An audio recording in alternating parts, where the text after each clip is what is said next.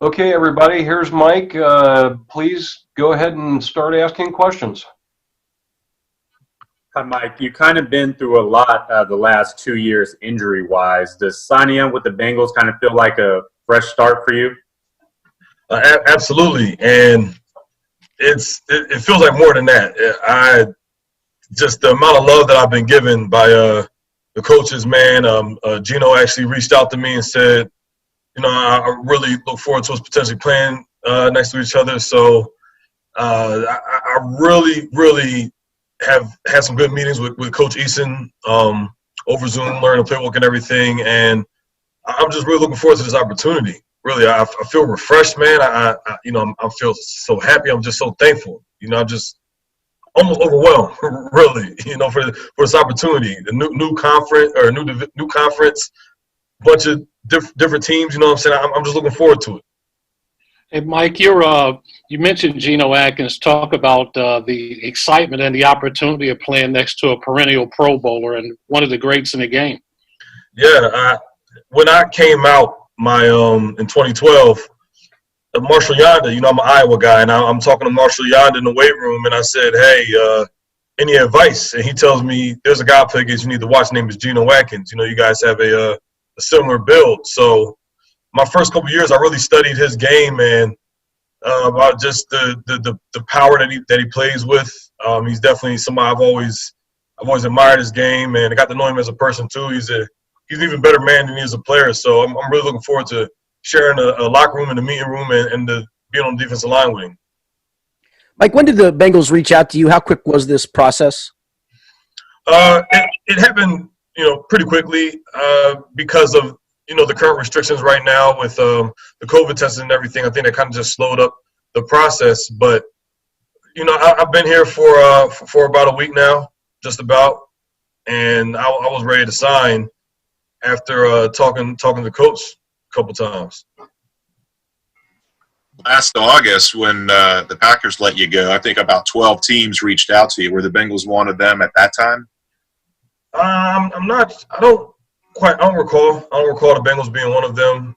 I do remember Geno did text me then too. He said, "Man, there's room over here if you want to come." So it's got a little bit of foreshadowing there, but I definitely do remember that text. So I'm really excited to finally be here.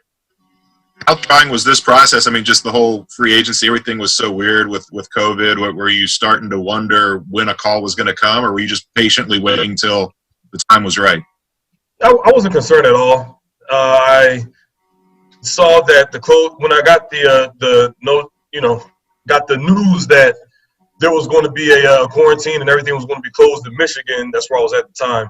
I went and ordered myself a bunch of workout equipment. I built the gym in my basement and in my garage, and I just started working out at home, getting myself ready for whenever a call did come. And now the calls came. It's here. I'm here. I'm signed, and I'm ready to get rocking, man. So I wasn't concerned at all. I just knew that this gave me really great time to spend time with my wife and my children, and to spend some good time working out and just really regain all my focus for this upcoming season. Mike, you look at Geno, you look at DJ Reader. Have you ever been a part of a rotation like that? I mean, you're talking about 3 top 100 players in the NFL.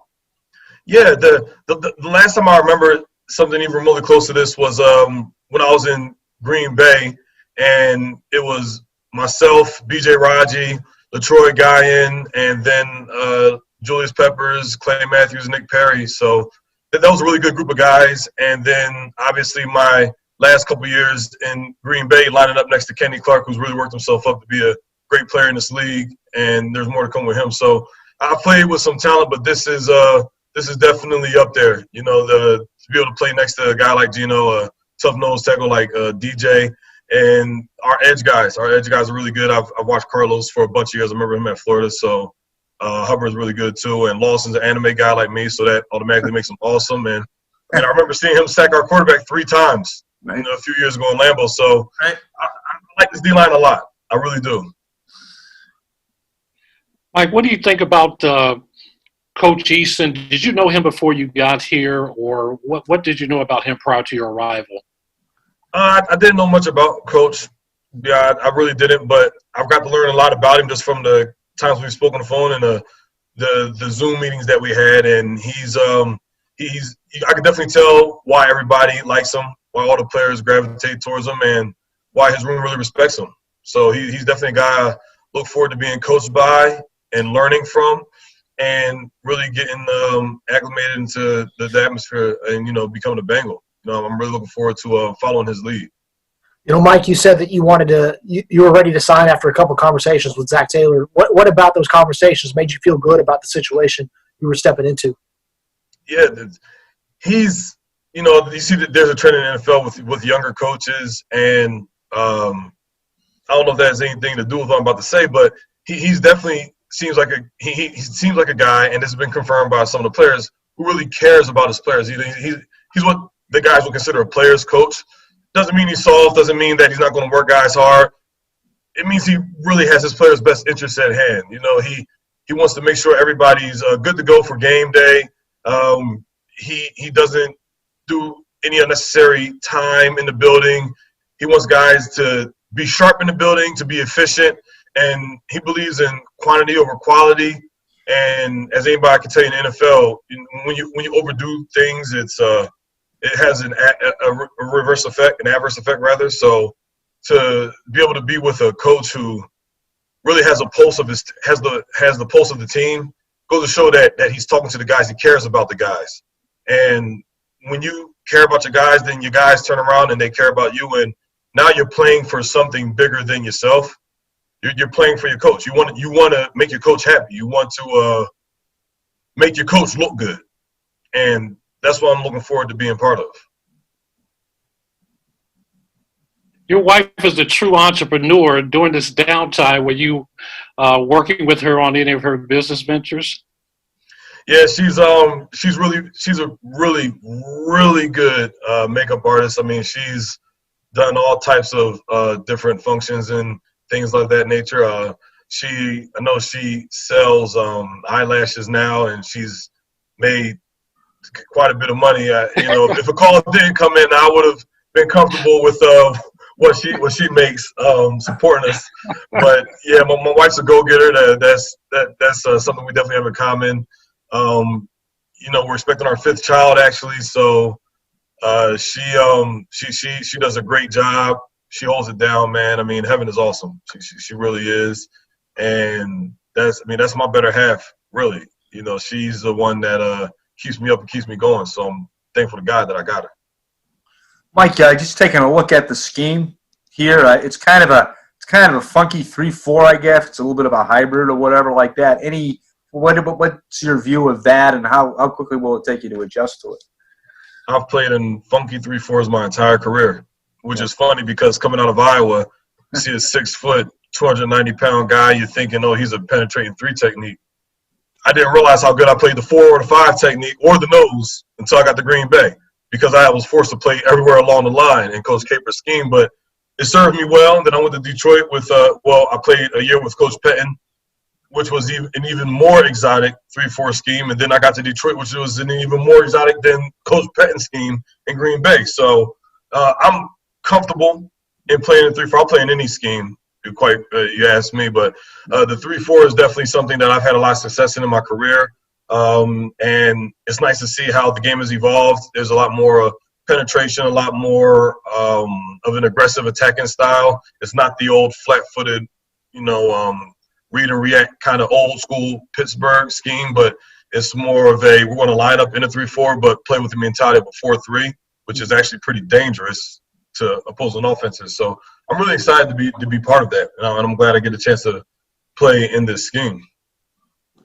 You obviously haven't missed much on the field yet because they just haven't gotten to do that yet. But how do you feel like there's still some catching up to do, or do you feel like you're kind of on even level just because of the limitations this offseason? I've been training the entire time. I haven't stopped training since the season ended last year, and when the quarantine hit, like I said, I built the gym in my house, and I've been training ever since. I haven't stopped training at all. I feel like I'm in better shape now than I've ever been going into a season. And, nobody's worked out, then that's on them. You know, you got to be a pro, and that's kind of what I took pride in, is working out in my own basement, in my backyard, in my garage. You know, I had my pregnant wife spotting me and things like that, and just really getting after it. You know, working with my trainer, bringing him in town, and getting to work with him. It really had to take this process seriously. It was definitely a unique year, but I feel like it gave me an opportunity to get in front of this thing. You know, if gyms are closed, then build my own gym. You know, if trainers aren't available, then I'll find my own. And if you can't go run on anywhere inside the building, then I'm gonna go running at the local park with my sled. Yeah, I'm gonna do squats in my basement. I'm going to get to work. I'm gonna find a way to get to work, and there's just no excuses. Quarantine, no quarantine. You got to find a way to get the work done. So to say what I'm trying to say in a nutshell, I feel like I'm ready to go. I know I'm ready to go. Is this the best you've felt since 17? Absolutely. And I actually feel better than I did going into 17. Oh, yeah. And that was probably, I mean, was that one, I mean, it may have been your best year, right? 17?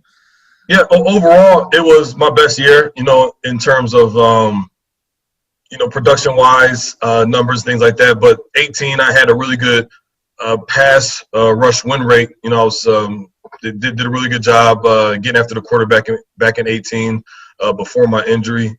And obviously last year I had an injury-plagued year, and really had a chance to show what I could do at Minnesota. You know, I think it was week 14 or something like that. Had a chance to really get out there and, you know, put some good tape together there. And, you know, the 17 was definitely a very good year of mine. 18 was good as well. Not on the numbers end, but when you have a good year, team's kind of key for you, and that's just the nature of the league. And then 19, obviously, I had, you know, dealt with a lot of injuries. But once again, I was extremely thankful for the opportunity I had to get out there against Minnesota and play, you know, about 50-plus plays, and I had a really good game there. So right now, how I played last year and the condition I was in, I'm way better than I was then. It's like a completely different person. And like I said, I'm just ready to go. I'm really ready to go. Mike, you're an East Coast guy. Lou Anarumo's East Coast. You guys are New York, New Jersey area. Is that kind of a bonus knowing that his style and approach, kind of very direct, just kind of suits you because you grew up with that? Yeah, absolutely. And that's actually something that he made mention to. He said, hey, I'm a New York guy, you're a Jersey guy, and we kind of speak the same language. I knew exactly what he meant when he said that. So I'm definitely looking forward to it. That kind of in-your-face, that brash, straight-to-the-point type of communication. And I know the coaching just matches it, and the expectations for the style of play matches it as well. You know, there's one thing they say about kids from Jersey and New York is that, and Philly, you know, the technique, we don't know much about the technique because they don't play football year round.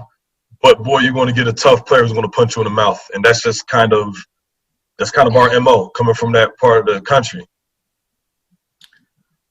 I'm sure there were other teams that were interested in you. I mean, you know, you must have had a lot of suitors this trip. What was it that sold you on the Bengals? You've said a lot of things. Was it just everything, or was it something that kind of lured you here? I'd say it's everything. It's everything. And obviously the opportunity to play next to a really good player who I've admired throughout my entire career, Geno Atkins, that definitely played a big part of it as well. To be able to play with another pro, a guy who handles his business the right way, does things the right way. And I know he's had a lot of success with Carl. They got drafted together, and Carlos rather. So I'm looking forward to having a guy like that coming off the edge as well. And like I mentioned, Carl Lawson, I sat and watched my own two eyes him get 3 sacks against us in Lambeau. So, you know, I've always admired the Bengals. I remember we came here in 2013, and despite our efforts on defense, we had 4 turnovers and a touchdown. We still lost the game because they were just a tough, hard-nosed defense. And obviously, they had Coach Lewis then, but it's just or Zimmer, if I'm not mistaken. But that's just kind of the mentality of the organization. You know, we're going to play tough. This is a tough division. We're going to be tough on defense. Offensive line is going to be tough. We're going to run the ball hard, and I've always admired that. The Bengals was always a team whose defensive line I've watched, and I said, man, we need to play with that kind of intensity, that level of aggression, that type of violence. The Bengals were definitely a team that I looked at like that. You know, to give you kind of an idea, like Seattle was another team that kind of exemplified that as well. So and the Ravens. And I always knew in Green Bay we always struggled against those kind of knock you down tough defenses. So I always wanted to be part of something like that, and now I get the opportunity to. Hey guys, we're approaching the 15-minute mark. Let's just keep it to a few more, please. Thank you. Mike, you said that Heaven's expecting y'all's fifth child, correct? Yes. Obviously there's a lot going on, especially given the pandemic. Did it cross your mind at all to potentially say, hey, I'm going to sit this one out because of everything that's going on at home? Yeah, that would cross anybody's mind, whether you have a family or not. You definitely care about your own health, but really more so about everybody that's around you. Everybody's, your parents, whether you have a roommate, you live with your brother or something like that. You just never know. You don't want to put anybody else in jeopardy with this. And I think that's kind of where everybody's coming at with it. So that's definitely something that crossed my mind. And, I made the decision to play because I know I wanted to get back on the field. I really love this game. I really love to I love the platform this game gives me to reach out to the youth. And I just love everything about it. I really am thankful for this opportunity to play this game. So even if I may have had to quarantine myself in my house, which is kind of something that I did when I was in Michigan, when I would go train and things like that, then so be it. But I really want to get back on that football field, and I'm looking forward to it. But get back on that football field and do what I love and, help a team win a lot of football games. Yeah, Mike, where's your family now? Are they still in Michigan? Wisconsin, yeah. And we'll all be out here living in Cincinnati or Kentucky, rather, right over the bridge. And everybody's looking forward to, coming to the jungle. Mike, you mentioned what your wife does for a living. How much have you had to learn over the years about eyelashes and makeup and cosmetics and all that over the years? Yeah, every time I try to give her some pointers, she'd tell me, you don't know anything about this. And then I just kind of throw my hands up and walk away because I feel so defeated. But I've learned, a decent amount, not as much as I would like to. I've painted my daughter's, fingernails and toenails before, so that counts for something. I can do their hair. A little something about cosmetics that I've learned from my wife, but it's definitely a whole other world. Makeup and beauty, things like that. It's a completely different world, and as a man, we can just jump in the shower and throw some clothes on, and now I really understand why it takes so long to get ready before her and I go out the house, man, and I respect it. It's an art. It's an art. It really is an art. It is an art form. So I have a lot of respect for makeup artists because of God, man, how they blend some of the colors and things like that for the certain eyeshadows. The applying, I don't know how you wear eyelashes. Applying it would. I just don't know. I don't know. I don't get it. Women are amazing. We couldn't do it. We're not smart enough. Men, we're not smart enough to do stuff like that. We'll mess with. But no, we're not as good as women. Just we're not strong as when we can't give birth. That's why we love running into each other in football, things like that. That's what we're good at, right? Just yelling at each other and crushing beer cans, I guess. But shout out to women. Shout out to women everywhere. They're amazing creatures. God bless them. We need them. Curious about this process of building the weight room in your house. How long did that whole thing take, from ordering the weights to building the racks and the benches and all of it? So that took, I want to say, just a couple weeks. There were some things that took a while to get there. And I'm just glad I jumped on when I did, because I had a lot of people reach out to me and they said, Mike, I think you might have bought all the equipment from the website, because they're looking for it and everything's sold out. I was on the wait list a couple of times myself, but I had to do what I had to do. And my dad would come over and we would, put together the things like the squat rack or my deadlift platform, my ski urge, my treadmill, everything, man. It just took a lot of manpower and elbow grease, but I have fond memories of doing that. I really appreciate that time because it built character. You have a deep appreciation when you do go to the gym. You work a little bit harder. I remember when I first went back to a facility in Wisconsin, I just had a different mentality, a different appreciation for all the equipment there that was available, because I know what goes into putting together an equipment, moving around a weight room, and constructing a functional and competent gym. So it definitely took some time to put it together. But once it was together, I had that thing humming, man. I felt good getting up every morning and going down to my basement and getting to work. Is the gym in Wisconsin or Michigan? The home gym? Oh, well, I took everything back to Wisconsin now. So it was broke down, and I'll build that thing back up for when I, build my my forever home. So you built it for my kids. So then you built it, you broke it down, and moved it. Yeah. But that's what it took. That's what it took for me to be here today. Yeah. How old are the kids? Let's say, so my first three have the same birthday. Don't know how. 9, 7, 4, 1. Moving on the way. Busy house. And what's the date that the date they were all born on? What's that date? August 3rd. August 3rd. Yep. Be careful on August 3rd. Jeez. Yeah, I know, right? How about that? But I have a built-in day to leave camp. It was done by design. It was done by design. Believe that. We already got the calendar for 2021 figured out. We already got one date figured out. That's right. All right, guys. Well, if that's all you have for Mike, we'll let him go. Thanks, Mike. Thank you, Mike. Thank you. Thanks, guys. Have a great day. So. You too.